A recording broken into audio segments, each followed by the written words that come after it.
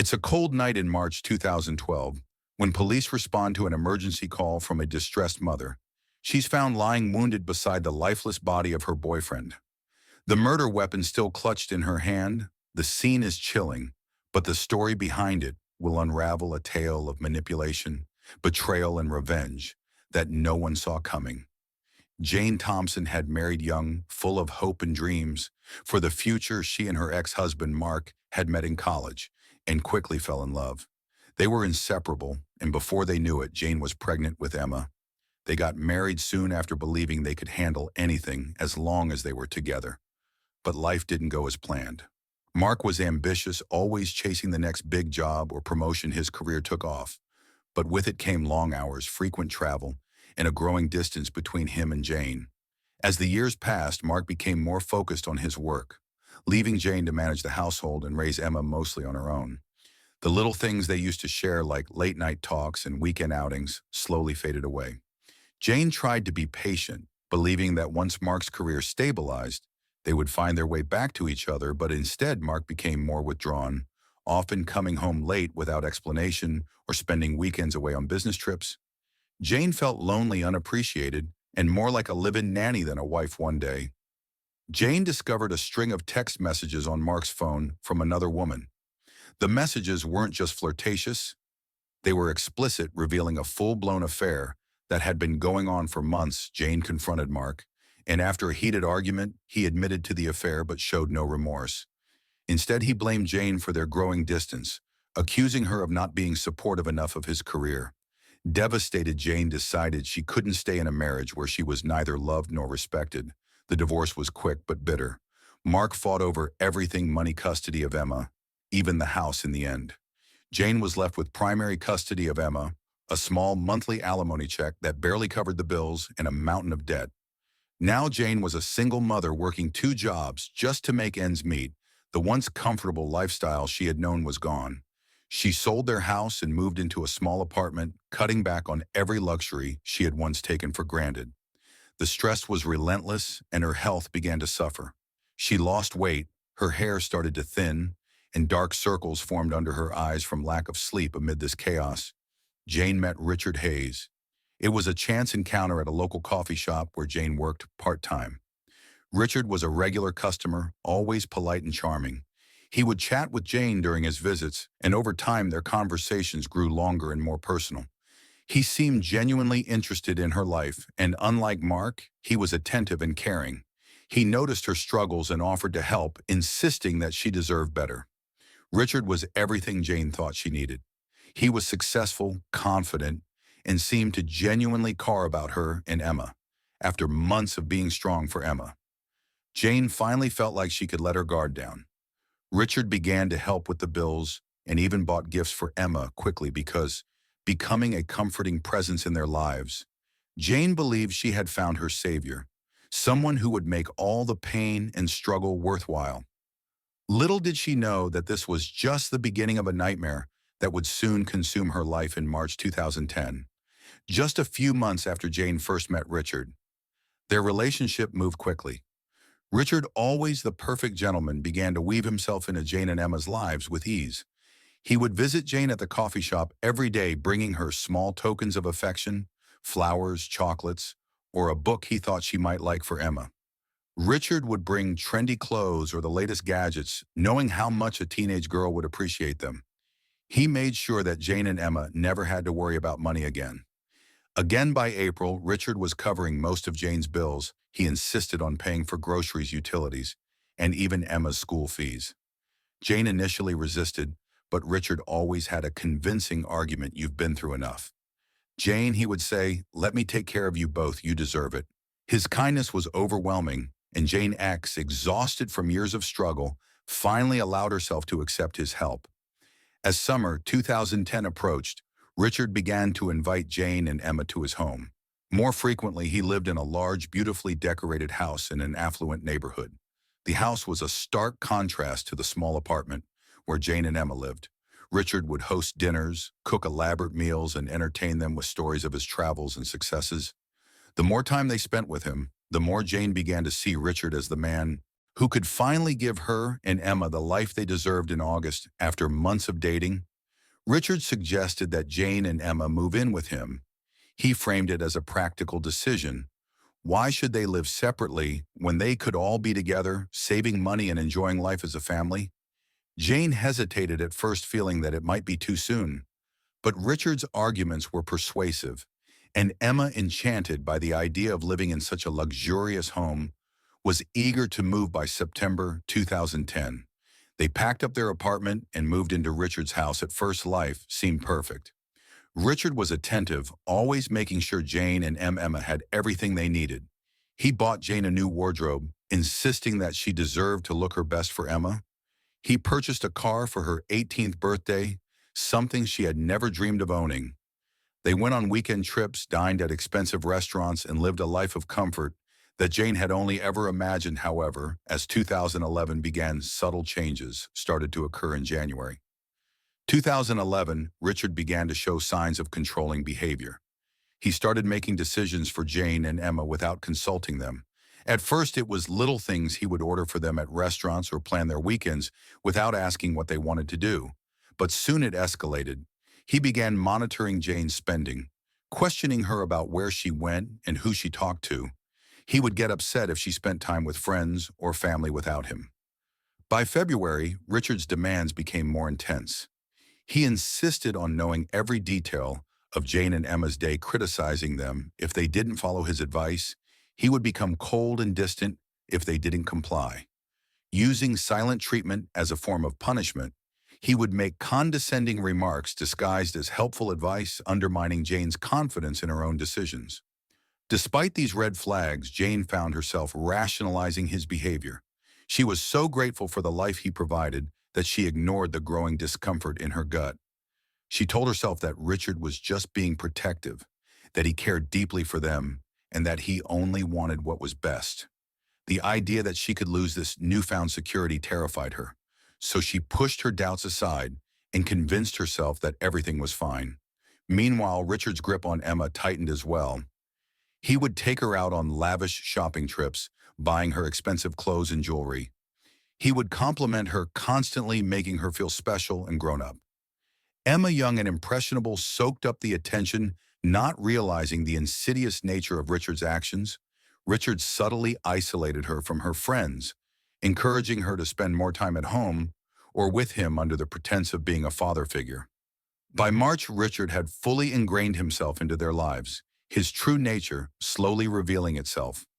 Emma had always been a quiet and shy girl, often unsure of herself and seeking approval from those she trusted. Richard saw this as an opportunity to manipulate her. Richard knew that Emma was eager to please him and her mother, so he began to test the boundaries of their relationship. He would give her long, lingering hugs, brush his hand against hers, and find excuses to be alone with her. Emma, confused by his behavior, didn't know how to react. She trusted Richard because her mother trusted him. She told herself that Richard was just being affectionate, that he cared for her like a father. But deep down, she felt uneasy. By August 2011. Richard's advances became more overt. He would corner Emma in the house when Jane wasn't around, whispering things to her that made her uncomfortable. He would tell her that she was special to him, that their connection was something unique and private. One evening in September, when Jane had gone out to run errands, Richard took his manipulation a step further. He sat Emma down in the living room and started talking to her about love and relationships. He told her that she was old enough to understand how the world worked, that sometimes people who care about each other can express that care in physical ways. Emma, sitting on the edge of the couch, felt her heart race. She didn't know what to say. Richard's words felt wrong, but she was too scared to disagree with him. Richard leaned closer, putting his arm around her shoulders. He told her that he loved her, that she was special to him in ways her mother couldn't understand. Emma, terrified and confused, nodded. Not knowing what else to do, Richard took this as consent and started to kiss her. Emma froze, too afraid to push him away or say anything. Richard, sensing her fear, told her that it was okay, that he would never hurt her. But his words were empty, and Emma knew it. From that night on, Richard would continue to manipulate Emma into a twisted relationship, coercing her into sexual acts while making her believe that it was their secret, something that would hurt her mother. If she ever found out as the weeks went by, Emma became more withdrawn. She started to avoid Richard as much as she could, but he always found a way to corner her, to remind her of their special bond by December. The vibrant girl she once was had disappeared. Emma barely spoke. Her eyes always downcast, her body language closed off. She didn't know how to escape Richard's grasp, and the fear of disappointing her mother kept her silent. In May 2012, things took a darker turn. Richard's manipulation of Emma grew more intense. He would threaten to tell Jane about their relationship, twisting the situation to make Emma believe that her mother would blame her, not him. He played on her insecurities, making her feel guilty and ashamed. Richard knew exactly how to keep her under his control, and Emma felt trapped in July. Emma's fear reached a breaking point. She began to leave subtle hints for her mother, small cries for help that she hoped Jane would notice. Emma would leave her diary open on her bed. With vague entries about feeling lost and scared, she would make offhand comments about Richard's behavior, hoping Jane would pick up on them, but Jane, still blinded by Richard's manipulation and her own struggles, didn't see the signs on a chilly evening. In September, Jane received a phone call from one of Emma's teachers at school. The teacher expressed concern, explaining that Emma had become increasingly distant and withdrawn over the past year. Jane listened, her heart sinking as the teacher's words echoed in her mind. After the call ended, Jane couldn't shake the unease that had set in her chest. Later that week, one of Emma's closest friends, a girl named Sarah, pulled Jane aside after picking Emma up from school. "Mrs. Thompson, is everything okay with Emma?" Sarah asked, her voice tinged with worry. "She doesn't talk to us like she used to. It's like she's always on edge and scared of something." These conversations left Jane deeply troubled. She began to notice patterns she had previously ignored.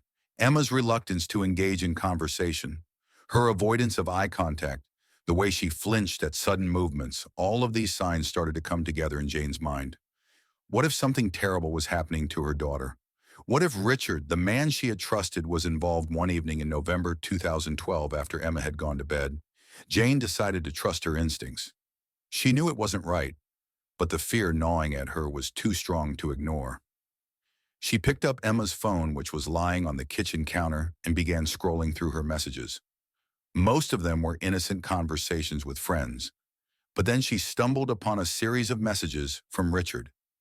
Her heart pounded, did as she read them. One message stood out, sending a wave of nausea through Jane. "You know what will happen if I tell your mom? She'll blame you, Emma, and kick you out. Is that what you want?" The words were like a dagger to Jane's heart. The reality of Richard's manipulation crashed down on her like a ton of bricks. It was all true. Everything she had feared was happening right under her roof, overcome with rage and guilt. Jane confronted Emma the next morning. Emma, terrified and ashamed, broke down in tears and revealed the full extent of the horror she had endured. She told her mother how Richard had coerced her, how he had threatened her, and how she had felt powerless to stop him. Jane listened in silence, her heart shattering with each word. The shock was overwhelming. But as Emma spoke, something inside Jane snapped. The guilt of allowing this man into their lives, of not seeing the signs earlier, consumed her. But beneath the guilt, a dangerous determination began to brew. Jane realized she couldn't let Richard continue hurting Emma or anyone else. He had to be stopped. As November wore on, Jane's mind spiraled into a dark place. She couldn't sleep. Her thoughts were consumed by images of Richard's betrayal and Emma's suffering. The more she thought about it, the more she realized that she had to take matters into her own hands. She couldn't trust the police or the legal system to protect her daughter. They would only delay justice, or worse, fail to deliver it. No, Jane had to act. She had to end this nightmare herself, consumed by guilt and a burning need for revenge. Jane began to meticulously plan Richard's demise. She started by studying his routines, noting when he left the house, where he went, and how long he stayed out. Richard was a creature of habit, which made it easier for Jane to anticipate his movements. She learned when he would be most vulnerable, when he would be alone away from prying eyes. In early December, Jane began to gather the materials she would need during the day. She would play the role of the devoted girlfriend, pretending everything was normal, but at night she would lie awake going over the plan in her mind, preparing herself mentally and physically for what had to be done. Jane knew that she couldn't afford to make any mistakes. She couldn't allow Richard to suspect anything, or he might turn on Emma again, so she kept her emotions in check, masking her rage, with a calm exterior on the night of January 6, 2013. The clock struck midnight and the house was eerily silent. Richard was in his study, just as Jane had anticipated. It was his nightly routine. He'd pour himself a glass of whiskey, settle into his leather armchair, and sift through his documents.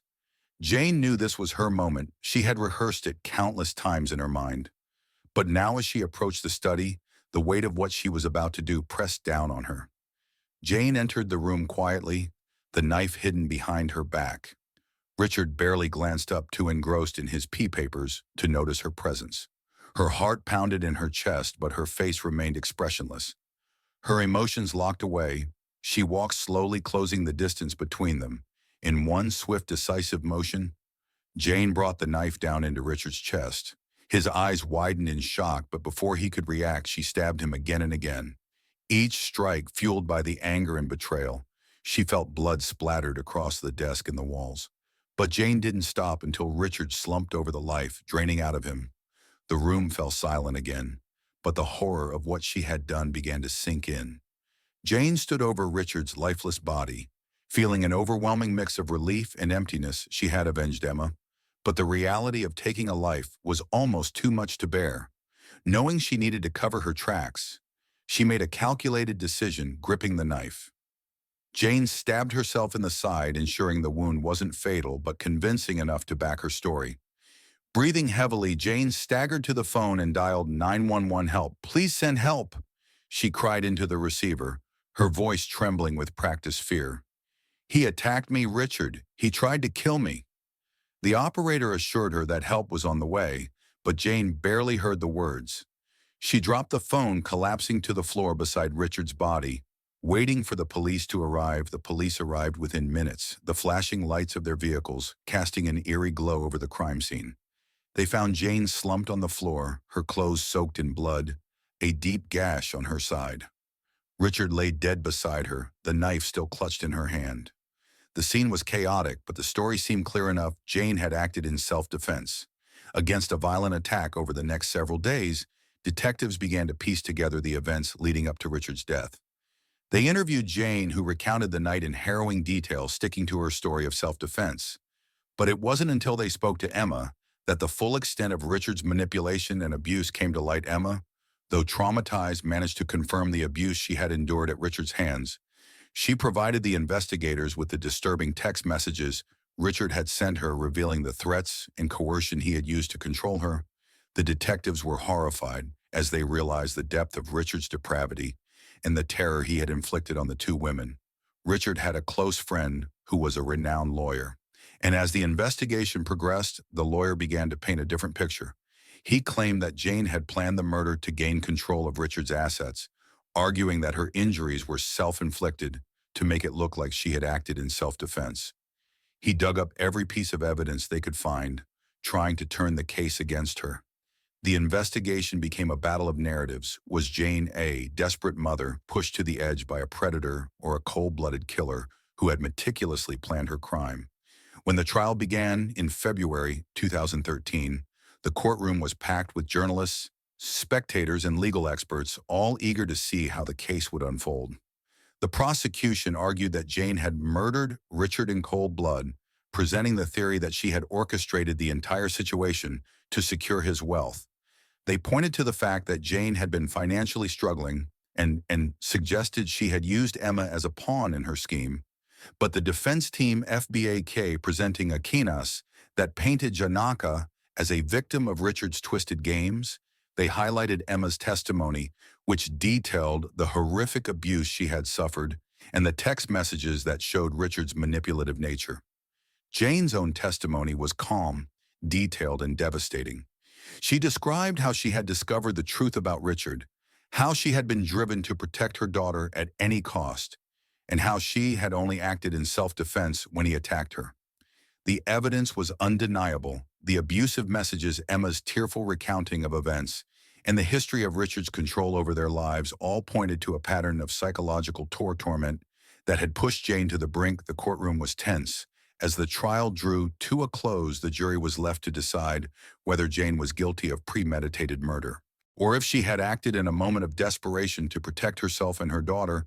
After several days of deliberation, they returned with a verdict. Jane was found guilty of voluntary manslaughter, a charge that acknowledged she had taken Richard's life, but under circumstances that were provoked by his abusive behavior. The judge sentenced Jane to 3 years in prison, a relatively lenient sentence. Given the circumstances, the court also awarded a significant settlement to Jane and Emma, recognizing the trauma they had endured at Richard's hands. The money would help them rebuild their lives, though no AM count could erase the scars left by the years of abuse. As Jane was led away from the courtroom, she glanced back at Emma, who was watching her with tears in her eyes. Jane knew that their lives would never be the same, but they had survived, and they would continue to survive no matter what. As Jane begins her prison sentence in March 2013, the town is left interroyal, divided over the outcome of the trial. Some of the residents see her as a tragic figure, a mother who was driven to the brink by a manipulative predator, doing what any parent would in her situation. To them, Jane's actions were justified, an act of desperation from a woman who saw no other way to protect her daughter. They spoke of her with a mix of sympathy and admiration, believing she had been unfairly punished for what they saw as an act of righteous vengeance. However, there were others who saw the situation differently. They believed that Jane had taken the law into her own hands, committing a murder that should never be condoned. These voices were louder, accusing Jane of being no better than Richard himself. They argued that no matter the circumstances, she had committed a crime and deserved to pay for it.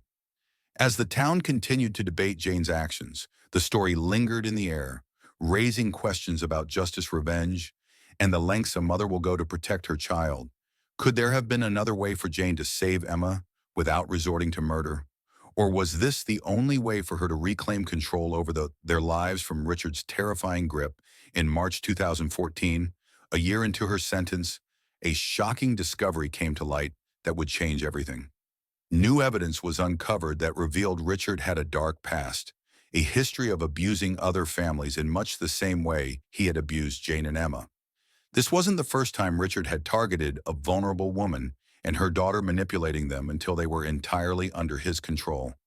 The evidence painted a picture of a serial predator, someone who had evaded justice for years, leaving a trail of broken lives in his wake. With this new information, the case against Jane was re-examined. The evidence was clear. Jane had not been Richard's first victim, and it was likely she would not have been his last. The discovery of Richard's previous crimes added weight to the argument that Jane had acted out of genuine fear for her and her daughter's safety. In the light of this, the court decided to reduce Jane's sentence after serving just over a year in prison. Jane was released in July 2014. The town's opinion began to shift as more people learned the truth about Richard's past. Though the divisions remained when Jane walked out of prison, Emma was there waiting for her. The reunion was bittersweet, filled with tears and relief. The trauma they had endured didn't disappear overnight, but with time it began to fade. The compensation they received from Richard's estate provided them with the financial security they had long been denied, allowing them to rebuild their lives in peace. Slowly, they found a new rhythm, one that wasn't dominated by fear or manipulation. Jane and Emma grew closer, their bond strengthened by the trials they had faced together. They moved to a new town away from the memories of their past and started a new life. Wasn't perfect, but it was theirs to live, without the shadow of Richard hanging over them. As they settled into their new lives, the lingering questions remained. Could anything have been done differently? Could the system have protected them before things escalated to such a violent conclusion? Or was Jane's desperate act the only way to break free from Richard's control? The answers were elusive, but Jane and Emma chose to focus on the future, determined to live the life they had fought so hard to reclaim. All from the True Crime Family Related for You recently uploaded watched.